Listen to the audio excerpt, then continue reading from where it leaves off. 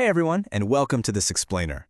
I am absolutely thrilled to have you here today because, honestly, we're tackling a problem that pretty much all of us face, that nagging feeling that our lives are completely out of balance. We're going to skip the generic, feel-good platitudes today. Instead, we're setting the stage for a practical, no-nonsense framework that's actually designed to help you actively achieve balance. We're looking at a concept that has quietly been changing lives for over 90 years. Okay, let's dive into our roadmap for this explainer. We'll be hitting 1. The perennial struggle.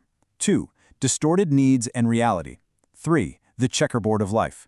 4. The 4 key components. And 5. Your personal dare. All right, kicking things off with Section 1, the perennial struggle.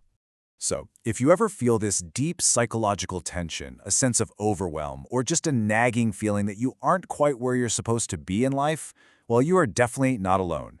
It's actually a foundational human experience. To frame this, our source text brings in this incredibly powerful quote from Henry David Thoreau: "The mass of men lead lives of quiet desperation."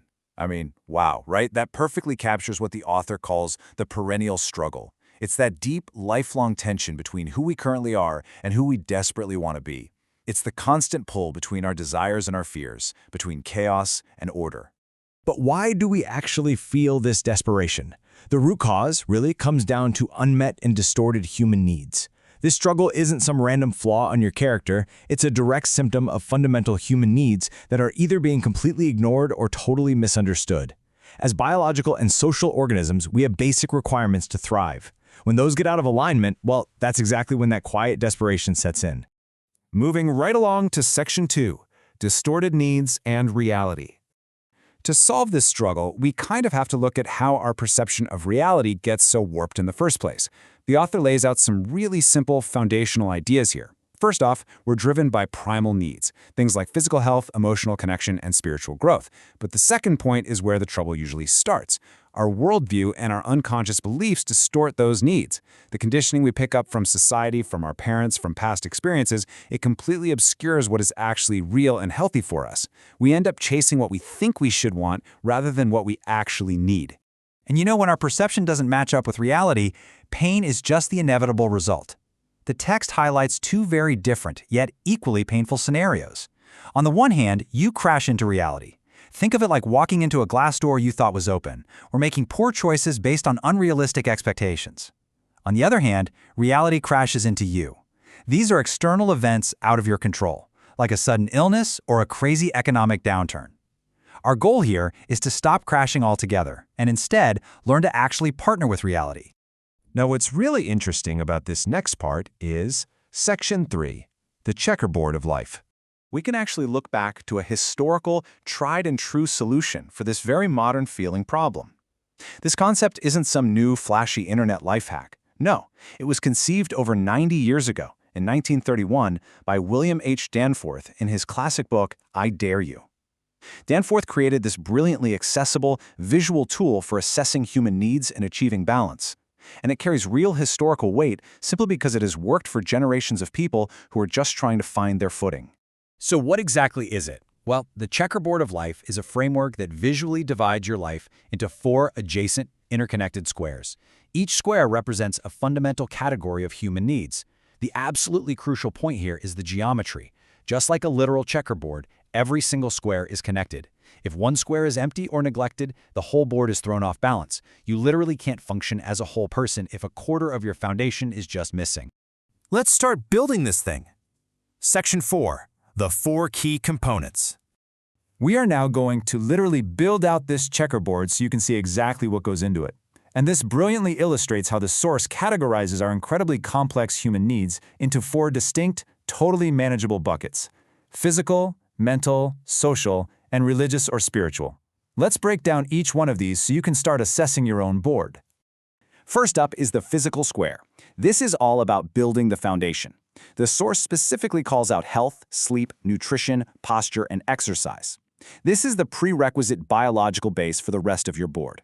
As the text playfully notes, that lump of goo inside your skull where you actually live, it requires a healthy body to function. Without this physical foundation, literally everything else becomes exponentially harder. Next, we slide over to the mental square.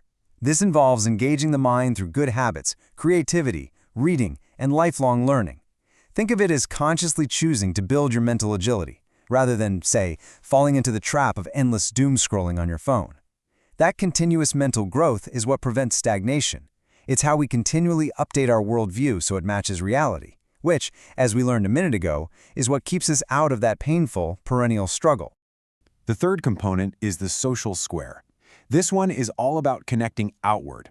It encompasses community, service, friendship, and personal development in relation to the people around you. At the end of the day, we are fundamentally social creatures. We absolutely require deep, meaningful ties to others in order to thrive. This square is just a great reminder that a good life cannot be lived entirely in isolation. Finally, we have the religious or spiritual square. Now, maintaining strict neutrality regarding specific religious terminology, the source presents this simply as centering the self. It's the pursuit of character, spiritual growth, and moral courage.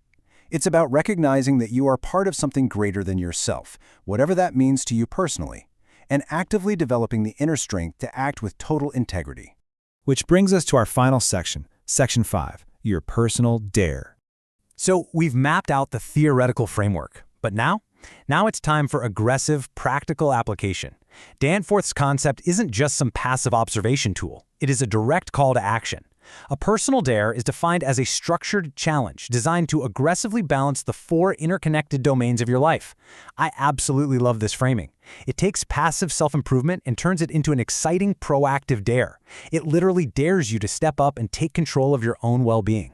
So how do you actually implement this system today? Well, the logic flows beautifully in 3 simple steps. Step 1, assess your basic needs across the 4 squares. Take a really honest look at your life right now. Step 2, identify the weakest or emptiest square. Remember, an empty square drags the rest of the board down. And step 3, launch a program of aggressive personal dares to improve it. If your physical square is weak, dare yourself to walk for 20 minutes a day. If your mental square is lacking, dare yourself to read 10 pages a night. You're partnering with reality by taking small, deliberate actions to completely restore your balance. I want to leave you with a final, provocative thought to really chew on. Look at your own life through the lens of this grid. Which square of your checkerboard will you dare to change today?